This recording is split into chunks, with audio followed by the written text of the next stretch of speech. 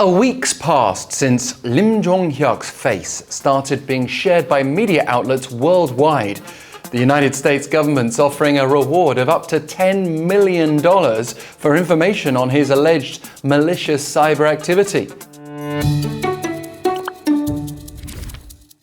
He's the subject of an FBI Most Wanted poster, accused of acting on behalf of North Korea's Reconnaissance-General-Bureau to target American hospitals and healthcare companies with malware to extort ransoms, as well as carrying out cyber espionage hacks against government and tech targets in the US, South Korea, and China.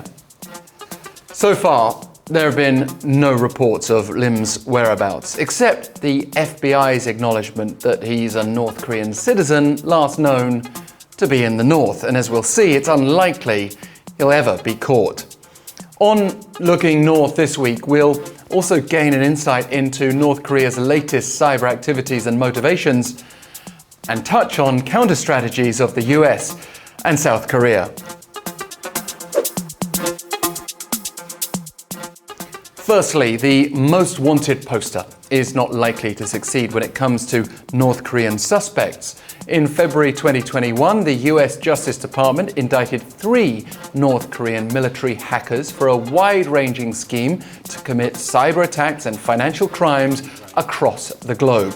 Their FBI posters look familiar: Park-Jin-hyok, Chang-hyok, and Kim-il.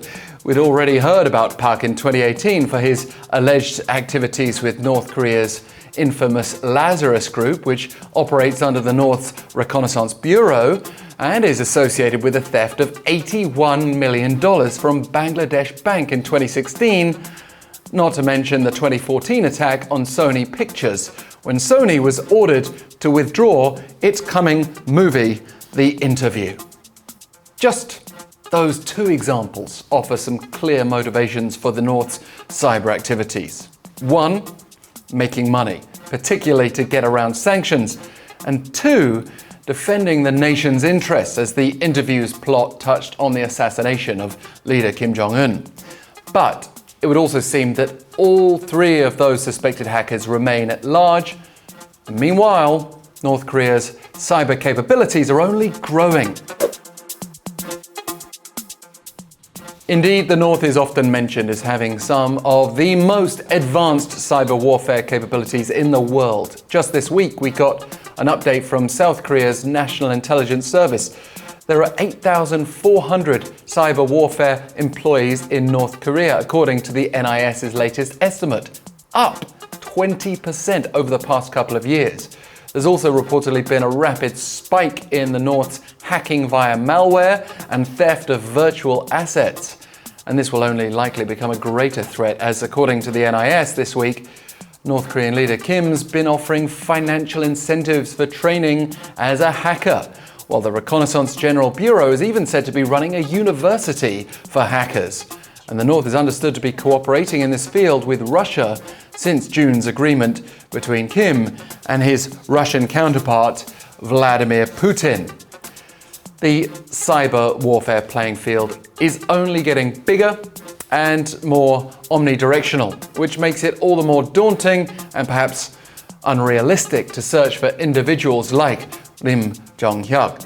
He's associated with a North Korean cyber group known as Andariel, which has been very busy lately.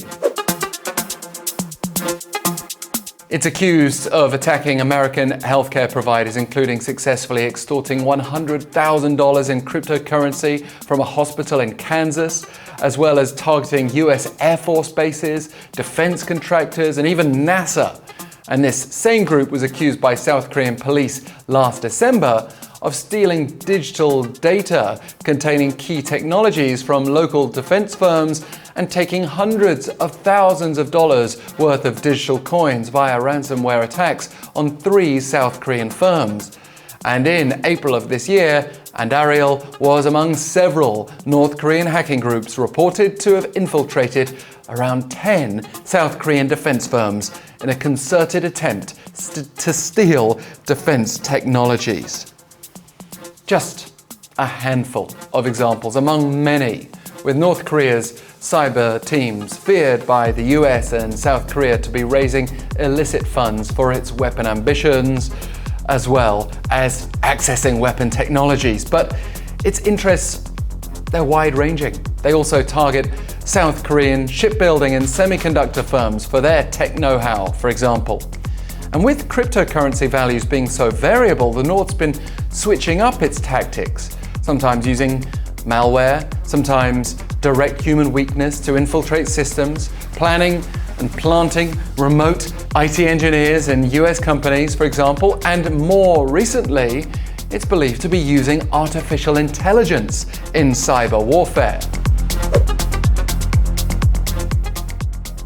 Not that cryptocurrencies aren't still a major source of revenue.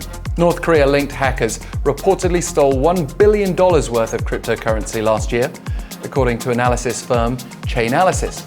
That was a drop in value from some $1.7 billion the previous year, but it did involve a record number of hacks, and $1 billion can still fund many dozens of intercontinental ballistic missiles. Given the scale of North Korea's operations, it isn't so much a game of cat and mouse as an attempt to hold back a flood of hacking attacks.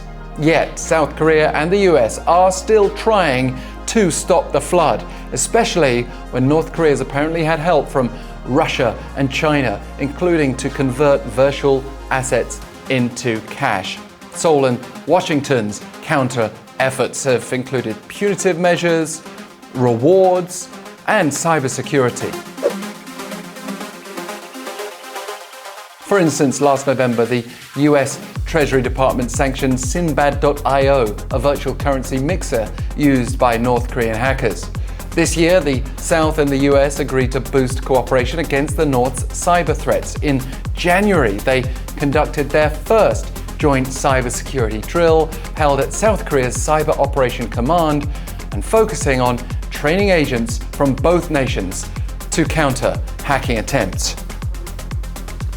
Yet the challenge, it's immense.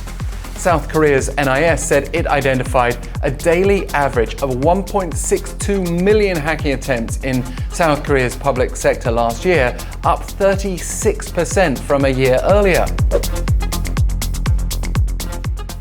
And that could get even worse from the South's point of view, as an investigation claimed earlier this year that North Korean hackers had stolen over a terabyte worth of data and documents from a South Korean court computer with access to names, resident registration numbers, and financial records.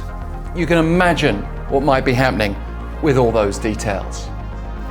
We'll obviously follow that progress for you, but we'd love to get your thoughts as ever. You can comment below. We'd appreciate it if you'd help us spread the word about what we're doing here at North Korea Now by obviously liking, subscribing. You can also share, and also perhaps share some ideas for what you'd like us to look at more closely in Looking North in the future.